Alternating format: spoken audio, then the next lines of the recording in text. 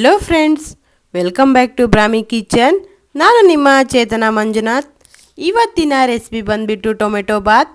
ಈ ಒಂದು ಟೊಮೆಟೊ ಬಾತ್ನ ಈಸಿಯಾಗಿ ಹಾಗೂ ಕಡಿಮೆ ಸಮಯದಲ್ಲಿ ಟೇಸ್ಟಿಯಾಗಿ ಹೇಗೆ ಮಾಡೋದಂತ ನಾನಿಲ್ಲಿ ನಿಮಗೆ ತೋರಿಸ್ತಾ ಇದ್ದೀನಿ. ಈ ಟೊಮೆಟೊ ಬಾತ್ಗೆ ಜಾಸ್ತಿ ಏನು ಸಾಮಗ್ರಿಗಳು ಬೇಕಾಗುವುದಿಲ್ಲ, ಹಾಗೆ ಜಾಸ್ತಿ ಸಮಯ ಕೂಡ ಬೇಕಾಗುವುದಿಲ್ಲ. ಬೆಳಿಗ್ಗೆ ಎದ್ದು ಈಸಿಯಾಗಿ ಈ ಒಂದು ಟೊಮೆಟೊ ಬಾತ್ನ ನೀವು ಮನೆಯಲ್ಲಿ ಮಾಡ್ಕೋಬೋದು. ಹಾಗೆ ಈ ಒಂದು ವಿಡಿಯೋನ ಶುರು ಮಾಡೋಕ್ಕಿದ್ರೆ ಮುಂಚೆ ಯಾರ್ಯಾರು ನನ್ನ ಚಾನಲ್ನ ಸಬ್ಸ್ಕ್ರೈಬ್ ಮಾಡ್ಕೊಂಡಿಲ್ವೋ ಪ್ಲೀಸ್ ನನ್ನ ಚಾನಲ್ನ ಸಬ್ಸ್ಕ್ರೈಬ್ ಮಾಡ್ಕೊಳ್ಳಿ. ಹಾಗಾದರೆ ಈ ಟೊಮೆಟೊ ಬಾತ್ನ ಹೇಗೆ ಮಾಡೋದಂತ ನೋಡೋಣ ಬನ್ನಿ. ಈ ಒಂದು ಟೊಮೆಟೊ ಬಾತ್ಗೆ ಯಾವ್ಯಾವ ಸಾಮಗ್ರಿ ಬೇಕಂತ ನಾನಿಲ್ಲಿ ತೋರಿಸ್ತಾ ಇದ್ದೀನಿ. ನಾನಿಲ್ಲಿ 3 ಪೀಸ್ ಆಗುವಷ್ಟು ಚಕ್ಕೆನ ತಗೊಂಡಿದ್ದೇನೆ. ಹಾಗೆ 7ರಿಂದ 8 ಲವಂಗ, 1 ಟೀ ಸ್ಪೂನ್ ಆಗುವಷ್ಟು ಸೋಂಪನ್ನು ಕೂಡ ತಗೊಂಡಿದ್ದೇನೆ. ಹಾಗೆ 2 ಪಲಾವ್ ಎಲೆ, ಅರ್ಧ ಟೀ ಸ್ಪೂನ್ ಆಗುವಷ್ಟು ಗಸಗಸೆ, ಹಾಗೆ 2 ಸ್ಟಾರ್, 2 ಏಲಕ್ಕಿ, 1 ಹಿಡಿಯಾಗುವಷ್ಟು ಕೊತ್ತಂಬರಿ ಸೊಪ್ಪು, 1-2 ಇಂಚ್ ಆಗುವಷ್ಟು ಶುಂಠಿನ ನಾನಿಲ್ಲಿ ಕಟ್ ಮಾಡಿ ಇಟ್ಕೊಂಡಿದ್ದೇನೆ. ಹಾಗೆ 1 ಬೆಳ್ಳುಳ್ಳಿ ಗಡ್ಡೆಯನ್ನು ಕೂಡ ಬಿಡಿಸಿ ದಳವನ್ನಾಗಿ ಮಾಡ್ಕೊಂಡಿದ್ದೇನೆ.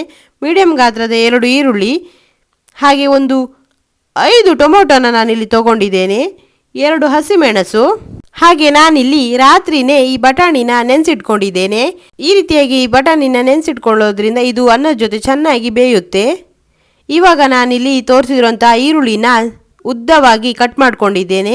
ಹಾಗೆ ಮೆಣಸನ್ನು ಕೂಡ ಉದ್ದುದ್ದವಾಗಿಯೇ ಕಟ್ ಮಾಡ್ಕೊಂಡಿದ್ದೇನೆ. ಹಾಗೆ ನಾನಿಲ್ಲಿ ತೋರಿಸಿರುವಂತಹ 5 ಟೊಮೆಟೊದಲ್ಲಿ 1 ಟೊಮೆಟೊನ ಈ ರೀತಿಯಾಗಿ ಸಣ್ಣ ಸಣ್ಣದಾಗಿ ಕಟ್ ಮಾಡ್ಕೊಂಡಿದ್ದೇನೆ, ನೀವೇ ನೋಡ್ಬೋದು. ಇವಾಗ ನಾವಿಲ್ಲಿ ಈ ಟೊಮೆಟೊ ಬಾತಿಗೆ ಮಸಾಲವನ್ನು ರೆಡಿ ಮಾಡ್ಕೊಳ್ಳೋಣ. ಮೊದಲಿಗೆ ನಾನಿಲ್ಲಿ ಮಿಕ್ಸಿ ಜಾರಿಗೆ 1 ಪೀಸ್ ಆಗುವಷ್ಟು ಚಕ್ಕೆನ ಕಟ್ ಮಾಡಿ ಹಾಕೊಳ್ತಾ ಇದ್ದೀನಿ. ಹಾಗೆ 4 ಲವಂಗನೂ ಕೂಡ ಇದಕ್ಕೆ ಸೇರಿಸ್ಕೊಳ್ತಾ ಇದ್ದೀನಿ. ನಾನಿಲ್ಲಿ ತೋರಿಸಿರುವಂಥ ಬೆಳ್ಳುಳ್ಳಿಯನ್ನು ಹಾಗೂ 2 ಇಂಚು ಶುಂಠಿಯನ್ನು ಕೂಡ ಇದಕ್ಕೆ ಸೇರಿಸ್ಕೊಂಡು ಪೇಸ್ಟ್ ಮಾಡ್ಕೊಳ್ತಾ ಇದ್ದೀನಿ. ಇದಕ್ಕೆ ಯಾವುದೇ ರೀತಿಯಾದ ನೀರನ್ನು ನಾನಿಲ್ಲಿ ಸೇರಿಸ್ಕೊಂಡಿಲ್ಲ, ನೋಡ್ಬೋದು. ನೋಡಿ, ಈ ರೀತಿಯಾಗಿ ನಾನು ತರಿಯಾಗಿ ಇದನ್ನು ರುಬ್ಕೊಂಡಿದ್ದೇನೆ. ಹಾಗೆ ಇದೇ ಮಿಕ್ಸಿ ಜಾರಿಗೆ ನಾನಿಲ್ಲಿ ತೋರಿಸಿರುವಂಥ 4 ಟೊಮೆಟೊನ್ನು ಕೂಡ ಕಟ್ ಮಾಡಿ ಹಾಕೊಳ್ತಾ ಇದ್ದೀನಿ. ಈ ರೀತಿಯಾಗಿ ಇದನ್ನು ಕಟ್ ಮಾಡಿ ಹಾಕ್ಕೊಂಡು ಇದನ್ನು ನಾನು ಪೇಸ್ಟ್ ಮಾಡ್ಕೊಳ್ತಾ ಇದ್ದೀನಿ. ಟೊಮೆಟೊ ಬಾತಿಗೆ ಈ ಟೊಮೆಟೊನ ಹಚ್ಚಿ ಹಾಕೋದ್ರಕ್ಕಿಂತ ಈ ರೀತಿಯಾಗಿ ಪೇಸ್ಟ್ ಮಾಡಿ ಹಾಕ್ಕೊಂಡ್ರೆ ತಿನ್ನಲಿಕ್ಕೆ ತುಂಬಾ ಚೆನ್ನಾಗಿರುತ್ತೆ. ಹಾಗೆ ನಾನಿಲ್ಲಿ ತೋರಿಸಿರುವಂಥ ಕೊತ್ತಂಬರಿ ಸೊಪ್ಪನ್ನು ಕೂಡ ಇದಕ್ಕೆ ಹಾಕ್ಕೊಂಡು ರುಬ್ಕೊಳ್ತಾ ಇದ್ದೀನಿ. ಈ ರೀತಿಯಾಗಿ ಹಾಕ್ಕೊಂಡು ರುಬ್ಕೊಳ್ಳೋದ್ರಿಂದ ಟೊಮೆಟೊ ಬಾತು ಒಂದು ಒಳ್ಳೆಯ ಫ್ಲೇವರನ್ನು ಕೊಡುತ್ತೆ. ನೋಡಿ, ಈ ರೀತಿಯಾಗಿ ನಾನು ಇಲ್ಲಿ ರುಬ್ಕೊಂಡಿದ್ದೇನೆ. ನಾನಿಲ್ಲಿ ಇವತ್ತು ಕುಕ್ಕರ್ನಲ್ಲಿ ಟೊಮೆಟೊ ಬಾತನ್ನು ಹೇಗೆ ಮಾಡೋದಂತ ತೋರಿಸ್ತಾ ಇದ್ದೀನಿ. ನಾನಿಲ್ಲಿ ಸ್ಟವ್ ಮೇಲೆ ಒಂದು ಕುಕ್ಕರ್ನ ಇಟ್ಟು ಅದಕ್ಕೆ 3 ಟೀ ಸ್ಪೂನ್ ಆಗುವಷ್ಟು ಎಣ್ಣೆನ ಸೇರಿಸ್ಕೊಳ್ತಾ ಇದ್ದೀನಿ. ಹಾಗೆ 1 ಟೀ ಸ್ಪೂನ್ ಆಗುವಷ್ಟು ತುಪ್ಪನ ನಾನಿಲ್ಲಿ ಸೇರಿಸ್ಕೊಳ್ತಾ ಇದ್ದೀನಿ. ನೀವು ತುಪ್ಪ ಬೇಕಾದರೆ ಸೇರಿಸ್ಕೋಬೋದು ಮನೆಯಲ್ಲಿ ಇದ್ದರೆ, ಇಲ್ಲ ಅಂದರೆ ಈ ತುಪ್ಪನ ಸ್ಕಿಪ್ ಕೂಡ ಮಾಡ್ಬೋದು. ನಾನಿಲ್ಲಿ ಕುಕ್ಕರಿಗೆ ಎಣ್ಣೆ ಮತ್ತು ತುಪ್ಪನ ಸೇರಿಸ್ಕೊಂಡು 1 ನಿಮಿಷ ಆದಮೇಲೆ ನಾನಿಲ್ಲಿ ತೋರಿಸಿರುವಂಥ ಮಸಾಲ ಐಟಮ್ಗಳನ್ನು ಈ ಎಣ್ಣೆಗೆ ಸೇರಿಸ್ಕೊಳ್ತಾ ಇದ್ದೀನಿ. ಈ ರೀತಿಯಾಗಿ ಸೇರಿಸ್ಕೊಂಡು ಇದನ್ನು ಒಂದ್ಸಾರಿ ಚೆನ್ನಾಗಿ ಮಿಕ್ಸ್ ಮಾಡ್ಕೊಳ್ಳಿ. ಈ ರೀತಿಯಾಗಿ ಇದನ್ನು 2 ನಿಮಿಷಗಳ ಕಾಲ ಫ್ರೈ ಮಾಡಿಕೊಂಡು ಇದಕ್ಕೆ ನಾನಿಲ್ಲಿ ರುಬ್ಬಿಟ್ಕೊಂಡ ಶುಂಠಿ ಹಾಗೂ ಬೆಳ್ಳುಳ್ಳಿ ಪೇಸ್ಟನ್ನು ಸೇರಿಸ್ಕೊಳ್ತಾ ಇದ್ದೀನಿ. ಹಾಗೆ ಇದಕ್ಕೆ ಚಕ್ಕೆ ಹಾಗೂ ಲವಂಗನ ಹಾಕಿರೋದ್ರಿಂದ ಇದು ಒಂದು ಒಳ್ಳೆಯ ಘಮ ಬರ್ತಾ ಇದೆ. ಈ ರೀತಿಯಾಗಿ ಸೇರಿಸ್ಕೊಂಡು ಇದನ್ನ 1 ನಿಮಿಷಗಳ ಕಾಲ ಮಿಕ್ಸ್ ಮಾಡ್ಕೊಳ್ಳಿ. ನಾನಿಲ್ಲಿ ಇದಕ್ಕೆ ಹಚ್ಚಿಟ್ಕೊಂಡ 2 ಹಸಿಮೆಣಸನ್ನು ಸೇರಿಸ್ಕೊಳ್ತಾ ಇದ್ದೀನಿ. ಹಸಿಮೆಣಸನ್ನು ಸೇರಿಸ್ಕೊಂಡು ಒಂದ್ಸಾರಿ ಎಲ್ಲವನ್ನು ಮಿಕ್ಸ್ ಮಾಡಿ ಫ್ರೈ ಮಾಡ್ಕೊಳ್ಳಿ. ಇದು ಈ ರೀತಿಯಾಗಿ ಫ್ರೈ ಆದಮೇಲೆ ನಾನಿದಕ್ಕೆ ಇಲ್ಲಿ ತೋರಿಸಿರುವಂಥ 2 ಮೀಡಿಯಂ ಗಾತ್ರದ ಈರುಳ್ಳಿಯನ್ನು ಇದು ಗೋಲ್ಡನ್ ಬ್ರೌನ್ ಕಲರ್ಗೆ ಬರುವವರೆಗೂ ಇದನ್ನು ಮಿಕ್ಸ್ ಮಾಡ್ಕೊಳ್ಳಿ. ಇದನ್ನು ಫ್ರೈ ಮಾಡ್ಕೊಳ್ತಾನೆ ಇರಿ.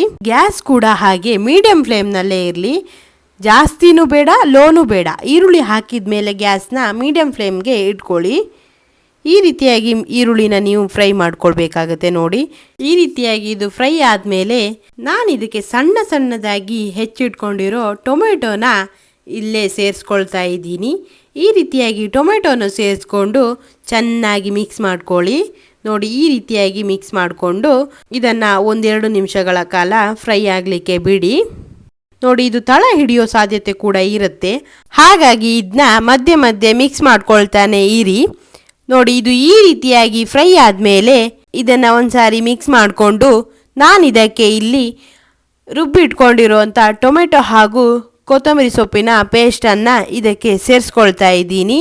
ಈ ರೀತಿಯಾಗಿ ಸೇರಿಸ್ಕೊಂಡು ಇದನ್ನು ಒಂದ್ಸಾರಿ ಚೆನ್ನಾಗಿ ಮಿಕ್ಸ್ ಮಾಡ್ಕೊಳ್ಳಿ. ನೋಡಿ, ಇದು ನೋಡಲಿಕ್ಕೆ ಎಷ್ಟು ಚೆನ್ನಾಗಿ ಕಾಣಿಸ್ತಾ ಇದೆ ಅಂತ. ಈ ರೀತಿಯಾಗಿ ಮಿಕ್ಸ್ ಮಾಡ್ಕೊಂಡಾದ್ಮೇಲೆ ನಾನು ಇದಕ್ಕೆ ನೆನೆಸಿಟ್ಕೊಂಡಿರೋ ಹಸಿರು ಬಟಾಣಿನೂ ಕೂಡ ಇಲ್ಲೇ ಸೇರಿಸ್ಕೊಳ್ತಾ ಇದ್ದೀನಿ. ಈ ಹಸಿರು ಬಟಾಣಿನೂ ಕೂಡ ಸೇರಿಸ್ಕೊಂಡು ಒಂದ್ಸಾರಿ ಮಿಕ್ಸ್ ಮಾಡ್ಕೊಳ್ಳಿ. ನೀವು ಇದನ್ನು ಮಿಕ್ಸ್ ಮಾಡ್ಕೊಳ್ತಾನೆ ಇರಬೇಕು, ಯಾಕಂದರೆ ಇದು ತಳ ಹಿಡಿಯುತ್ತೆ. ಹಾಗಾಗಿ ಇದನ್ನು ಚೆನ್ನಾಗಿ ಮಿಕ್ಸ್ ಮಾಡ್ಕೊಂಡಾದ್ಮೇಲೆ ನಾನು ಇದಕ್ಕೆ 1 ಟೀ ಸ್ಪೂನ್ ಆಗುವಷ್ಟು ಗರಂ ಮಸಾಲಾನ ಸೇರಿಸ್ಕೊಳ್ತಾ ಇದ್ದೀನಿ. ಹಾಗೆ 1/4 ಟೀ ಸ್ಪೂನ್ ಆಗುವಷ್ಟು ಅರಿಶಿನನ್ನು ಕೂಡ ಇಲ್ಲೇ ಸೇರಿಸ್ಕೊಳ್ತಾ ಇದ್ದೀನಿ. ಹಾಗೂ 1 ಟೇಬಲ್ ಸ್ಪೂನ್ ಆಗುವಷ್ಟು ಖಾರದ ಪುಡಿಯನ್ನು ಕೂಡ ನಾನು ಇಲ್ಲೇ ಸೇರಿಸ್ಕೊಳ್ತಾ ಇದ್ದೀನಿ, ಚಿಲ್ಲಿ ಪೌಡರ್. ಹಾಗೆ ಇದಕ್ಕೆ 1/2 ಟೀ ಸ್ಪೂನ್ ಆಗುವಷ್ಟು ಧನಿಯಾ ಪೌಡರ್ನು ಕೂಡ ನಾನು ಇಲ್ಲೇ ಸೇರಿಸ್ಕೊಳ್ತಾ ಇದ್ದೀನಿ. ಈ ರೀತಿಯಾಗಿ ಎಲ್ಲವನ್ನ ಸೇರಿಸ್ಕೊಂಡು ಒಂದ್ಸಾರಿ ಚೆನ್ನಾಗಿ ಮಿಕ್ಸ್ ಮಾಡ್ಕೊಳ್ಳಿ. ಈ ರೀತಿಯಾಗಿ ಮಿಕ್ಸ್ ಮಾಡಿದಾದ್ಮೇಲೆ ನಾನು ಇದಕ್ಕೆ ರುಚಿಗೆ ತಕ್ಕಷ್ಟು ಉಪ್ಪನ್ನು ಕೂಡ ಇಲ್ಲೇ ಸೇರಿಸ್ಕೊಳ್ತಾ ಇದ್ದೀನಿ. ನೋಡಿ, ನಾನಿಲ್ಲಿ ಕಲ್ಲುಪ್ಪನ್ನು ಇದಕ್ಕೆ ಹಾಕೊಳ್ತಾ ಇದ್ದೀನಿ. ಕಲ್ಲುಪ್ಪು ಹಾಕೋದ್ರಿಂದ ಟೇಸ್ಟ್ ಅನ್ನೋದು ಇನ್ನು ಸ್ವಲ್ಪ ಜಾಸ್ತಿನೇ ಬರುತ್ತೆ. ಹಾಗಾಗಿ ನಾನಿಲ್ಲಿ ಕಲ್ಲುಪ್ಪನ್ನು ಸೇರಿಸ್ಕೊಳ್ತಾ ಇದ್ದೀನಿ. ಉಪ್ಪನ್ನು ಸೇರಿಸ್ಕೊಂಡು ಈ ರೀತಿಯಾಗಿ ಒಂದ್ಸಾರಿ ಮಿಕ್ಸ್ ಮಾಡ್ಕೊಳ್ಳಿ. ಇದನ್ನು ಮಿಕ್ಸ್ ಮಾಡಿಕೊಂಡು 5 ನಿಮಿಷಗಳ ಕಾಲ ಹೀಗೆ ಬಿಡಿ. ಗ್ಯಾಸ್ ಲೋ ಫ್ಲೇಮ್ನಲ್ಲೇ ಇರಲಿ. ಇವಾಗ ನಾವಿಲ್ಲಿ ಇದಕ್ಕೆ ಅಕ್ಕಿನ ತಗೊಳ್ಳೋಣ. ನೋಡಿ, ನಾನಿಲ್ಲಿ ಈ ಗ್ಲಾಸಲ್ಲಿ 2.5 ಗ್ಲಾಸ್ ಆಗುವಷ್ಟು ಅಕ್ಕಿನ ತಗೊಂಡಿದ್ದೇನೆ. ಹಾಗೆ ಇದಕ್ಕೆ ನೀರನ್ನು ಹಾಕಿ ಚೆನ್ನಾಗಿ ವಾಶ್ ಮಾಡ್ಕೊಳ್ತಾ ಇದ್ದೀನಿ. ಈ ರೀತಿಯಾಗಿ ಇದನ್ನು ವಾಶ್ ಮಾಡಿಕೊಂಡು ಇಟ್ಕೊಳ್ಳೋಣ.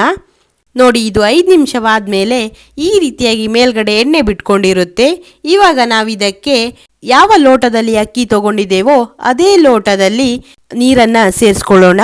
1 ಲೋಟ ಅಕ್ಕಿಗೆ 2 ಲೋಟ ನೀರು ಆಗುವಷ್ಟು, ನಾನಿಲ್ಲಿ 2.5 ಲೋಟ ಅಕ್ಕಿನ ತಗೊಂಡಿರೋದ್ರಿಂದ ಇಲ್ಲಿ 5 ಲೋಟವಾಗುವಷ್ಟು ನೀರನ್ನು ಸೇರಿಸ್ಕೊಳ್ತಾ ಇದ್ದೀನಿ. ಈ ರೀತಿಯಾಗಿ ಇದಕ್ಕೆ ನೀರನ್ನು ಸೇರಿಸ್ಕೊಂಡು ಒಂದ್ಸಾರಿ ಮಿಕ್ಸ್ ಮಾಡ್ಕೊಳ್ಳಿ. ಹಾಗೆ ಮಿಕ್ಸ್ ಮಾಡ್ಕೊಂಡಿದ್ದಾದ್ಮೇಲೆ ಇದಕ್ಕೆ ಈ ಕುಕ್ಕರ್ ಬಾಯನ್ನು ಮುಚ್ಚಿಟ್ಟು 1-2 ನಿಮಿಷಗಳ ಕಾಲ ಬಿಡಿ. ಇದು ಕುದಿಯಲು ಪ್ರಾರಂಭಿಸುತ್ತೆ. ನೋಡಿ, ಇವಾಗ ಈ ನೀರು ಕುದೀತಾ ಇದೆ. ಇದಕ್ಕೆ ನಾನಿಲ್ಲಿ ತೊಳೆದಿಟ್ಕೊಂಡಿರೋ ಅಕ್ಕಿನ ಸೇರಿಸ್ಕೊಳ್ತಾ ಇದ್ದೀನಿ. ಈ ರೀತಿಯಾಗಿ ಎಲ್ಲ ಅಕ್ಕಿನ ಇದಕ್ಕೆ ಸೇರಿಸ್ಕೊಳ್ಬೇಕಾಗತ್ತೆ.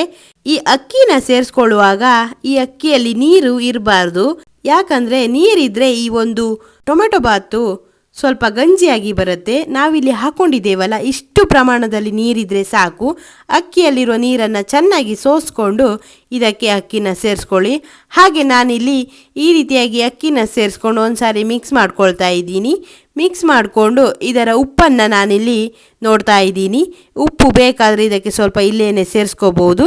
ಇದು ಈ ರೀತಿಯಾಗಿ ಕುದೀತಾ ಇದೆ. ಇವಾಗ ನಾನು ಕುಕ್ಕರ್ ಲಿಡ್ಡನ್ನು ಕ್ಲೋಸ್ ಮಾಡಿ ಇಡ್ತಾ ಇದ್ದೀನಿ. ಇದು ಒಂದು 2-3 ವಿಜಿಲ್ ಬಂದರೆ ಸಾಕು. ನೀವು ಅನ್ನಕ್ಕೆ ಎಷ್ಟು ವಿಜಿಲ್ ಹಾಕ್ಕೊಳ್ತೀರೋ ಅದೇ ರೀತಿಯಾಗಿ ಇದಕ್ಕೂ ಕೂಡ ವಿಜಿಲ್ನ ಹಾಕ್ಕೊಂಡ್ರೆ ಸಾಕಾಗತ್ತೆ. ನೋಡಿ, ಇವಾಗ ಕುಕ್ಕರು ವಿಜಿಲ್ ಬರ್ತಾ ಇದೆ. ಇವಾಗ ನಾವು ಈ ಟೊಮೆಟೊ ಬಾತ್ನ ತಿನ್ನಲಿಕ್ಕೆ ಸಿಂಪಲ್ ಆದ ಒಂದು ಮೊಸರು ಬಜ್ಜಿನ ಹೇಗೆ ಮಾಡೋದಂತ ನೋಡೋಣ. ಮೊದಲಿಗೆ ನಾನಿಲ್ಲಿ 1 ಹಸಿಮೆಣಸನ್ನು ಸಣ್ಣದಾಗಿ ಹಚ್ಚಿಟ್ಕೊಂಡಿದ್ದೇನೆ. ಹಾಗೂ ಮೀಡಿಯಂ ಗಾತ್ರದ 1 ಈರುಳ್ಳಿನೂ ಕೂಡ ಸಣ್ಣದಾಗಿಯೇ ಹಚ್ಚಿಟ್ಕೊಂಡಿದ್ದೇನೆ. ಹಾಗೆ 1/4 ಕಟ್ಟಾಗುವಷ್ಟು ಕೊತ್ತಂಬರಿ ಸೊಪ್ಪನ್ನು ಕೂಡ ಹಚ್ಚಿಟ್ಕೊಂಡಿದ್ದೇನೆ. ಇವಾಗ ನಾನಿಲ್ಲಿ 1 ಬೌಲ್ಗೆ 1/4 ಲೀಟರ್ ಆಗುವಷ್ಟು ಮೊಸರನ್ನು ಸೇರಿಸ್ಕೊಳ್ತಾ ಇದ್ದೀನಿ. ಹಾಗೆ ಇದಕ್ಕೆ ಹೆಚ್ಚಿಟ್ಕೊಂಡ ಈರುಳ್ಳಿ ಹಾಗೆ ಹಸಿಮೆಣಸು ಕೊತ್ತಂಬರಿ ಸೊಪ್ಪನ್ನು ಕೂಡ ಇದಕ್ಕೆ ಸೇರಿಸ್ಕೊಳ್ತಾ ಇದ್ದೀನಿ. ಹಾಗೆ ರುಚಿಗೆ ತಕ್ಕಷ್ಟು ಉಪ್ಪನ್ನು ಕೂಡ ಸೇರಿಸ್ಕೊಂಡು ಚೆನ್ನಾಗಿ ಮಿಕ್ಸ್ ಮಾಡ್ಕೊಳ್ಬೇಕಾಗತ್ತೆ. ನೋಡಿ, ಸಿಂಪಲ್ ಆದ ಮೊಸರು ಬಜ್ಜಿ ಎಷ್ಟು ಬೇಗ ರೆಡಿಯಾಗಿದೆ ಅಂತ. ಈ ರೀತಿಯಾಗಿ ನಾನು ಇದಕ್ಕೆ ಒಂದು ಮೊಸರು ಬಜ್ಜಿಯನ್ನು ರೆಡಿ ಮಾಡ್ಕೊಂಡಿದ್ದೇನೆ. ಕುಕ್ಕರು ಕೂಡ 3 ವಿಜಿಲ್ ಬಂದಾಗಿದೆ. ಇವಾಗ ನಾನು ಇದನ್ನು ಓಪನ್ ಮಾಡಿ ನಿಮಗೆ ತೋರಿಸ್ತಾ ಇದ್ದೀನಿ. ನೋಡಿ, ಈ ಟೊಮೆಟೊ ಬಾತು ಎಷ್ಟು ಚೆನ್ನಾಗಿ ರೆಡಿಯಾಗಿದೆ ಅಂತ. ನೋಡಿ, ಎಷ್ಟು ಚೆನ್ನಾಗಿ ಕಾಣಿಸ್ತಾ ಇದೆ. ನೋಡಿದ್ರೇನೆ ಬಾಯಲ್ಲಿ ನೀರು ಬರ್ತಾ ಇದೆ. ಇದರ ಪರಿಮಳ ಅಂತೂ ಅಷ್ಟು ಚೆನ್ನಾಗಿ ಬರ್ತಾ ಇದೆ. ನೋಡಿ, ಈ ರೀತಿಯಾಗಿ ಟೊಮೆಟೊ ಬಾತನ್ನು ಉದುರುದ್ರಾಗಿ ಹೇಗೆ ಮಾಡ್ಕೊಳ್ಳೋದಂತ ಈ ವಿಡಿಯೋದಲ್ಲಿ ನಾನು ನಿಮಗೆ ತೋರಿಸಿದ್ದೇನೆ. ಬೆಳಗಿನ ತಿಂಡಿಗೆ ಈಸಿಯಾಗಿ ಈ ಟೊಮೆಟೊ ಬಾತನ್ನ ನೀವು ಮಾಡ್ಕೋಬೋದು. ಈ ರೀತಿಯಾಗಿ ನೀವು ಟೊಮೆಟೊ ಬಾತನ್ನ ಮಾಡಿಕೊಟ್ರೆ ಎಲ್ಲರೂ ತುಂಬಾ ಇಷ್ಟಪಟ್ಟು ತಿಂತಾರೆ. ಈ ಟೊಮೆಟೊ ಬಾತ್ ಅಷ್ಟು ಮೃದುವಾಗಿ ಮಲ್ಲಿಗೆ ಹೂ ಥರನೇ ಬರುತ್ತೆ. ನೀವು ನಾನಿಲ್ಲಿ ತೋರಿಸಿರುವಂತೆ ನೀವು ಈ ಒಂದು ಟೊಮೆಟೊ ಬಾತನ್ನ ಮಾಡಿಕೊಂಡ್ರೆ ನೀವು ಕೂಡ ಈ ಟೊಮೆಟೊ ಬಾತ್ನ ನಿಮ್ಮ ಮನೆಯಲ್ಲಿ ಮಾಡಿ. ಎಲ್ಲರೂ ಇಷ್ಟಪಟ್ಟು ಈ ಟೊಮೆಟೊ ಬಾತ್ನ ತಿಂತಾರೆ. ಹಾಗೆ ಇದು ಹೇಗೆ ಬಂತು ಅಂತ ನನ್ನ ಕಾಮೆಂಟ್ ಸೆಕ್ಷನ್ನಲ್ಲಿ ಕಾಮೆಂಟ್ ಮಾಡಿ.